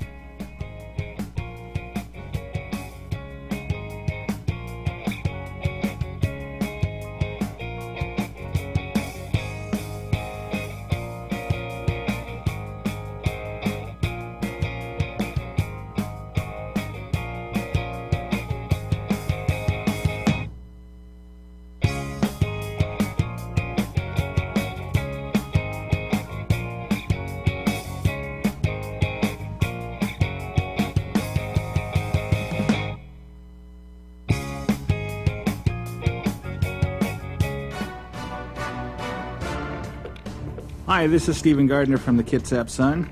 There are 3 things we try to do on the Kitsap Caucus blog. Give you more about the story that didn't fit in the regular piece, give you the story behind the story. We also try to draw attention to other news you might have missed. And sometimes, I like to poke fun at Port Orchard. Read the Kitsap Caucus blog at thekitsapsun.com. As Kitsap County's largest maintenance provider, Team Innovative in Paulsbo provides commercial and residential maintenance to hundreds of millions of dollars of local real estate. With services including parking lot maintenance and street cleaning to landscape and design, Team Innovative is committed to using a green approach and following the strong environmental conscience. Team Innovative Services, 697-6858, or visit them online at getinnovative.net. Team Innovative Services, get serious, get innovative. From NPR News in Washington, I'm Windsor Johnston. Ukrainian lawmakers have given presidential powers to the Speaker of Parliament, even though President Viktor Yanukovych has not ceded power. U.S. National Security Advisor Susan Rice says Yanukovych has lost legitimacy. Speaking on NBC's Meet the Press, Rice said she wants Ukraine to make a peaceful transition. We want to see a de-escalation of the violence. We want to see constitutional change. We want to see democratic elections in very short order. European diplomats helped negotiate a short-lived peace agreement last week, and the chief EU diplomat is expected in Kiev tomorrow. The Olympic flame has been extinguished, and the Games in Sochi are officially over. NPR's Tamara Keith reports the closing ceremony sent off the Games with a bang. As the ceremony ended, fireworks blasted from outside Fish Stadium, and hundreds of people rushed outside to watch, cell phones in hand, to take one last Sochi selfie. The ceremony featured a humorous nod to the big failure of the opening ceremony, when one Olympic ring failed to open. This time, a sea of performers in silver robes ran across the stage, forming at first 4 Olympic rings and a blob, which then successfully spread out to become the 5th ring. Despite a huge price tag and controversy coming in, the Games have widely been considered a success. The Olympic flag was passed to South Korea, which will host the next Winter Games in 2018. Tamara Keith, NPR News, Sochi. The Supreme Court tomorrow will hear challenges to one of the Obama administration's key environmental regulations. NPR's Nathan Rott reports the ruling question is part of a bigger plan to cut greenhouse gas emissions. Under President Obama's direction, the Environmental Protection Agency is trying to limit emissions from power plants and factories. The EPA calls those emissions an endangerment to public health or welfare, in part because of climate change. To do that, they're requiring companies that are opening new industrial facilities or expanding on existing sites to apply for permits. The permitting process targets the biggest emitters and is intended to allow the EPA to see what technology is being used to reduce emissions. Some industry groups argue that the EPA's regulations exceed the bounds of the Federal Clean Air Act and that they're costly and intrusive. The question before the courts is whether the EPA actually did overstep its authority by trying to regulate emissions through the permitting program. Nathan Rott, NPR News. The price of gas is increasing. The latest Lundberg survey says the average cost of regular gasoline rose 12 cents to $3.41 per gallon. Analysts attribute the rise in prices to the violence in the petroleum-producing countries of Venezuela and South Sudan. The current price is still 38 cents per gallon lower than last year. This is NPR. China's Environment Ministry is dispatching inspectors to areas of the country choking in severe air pollution.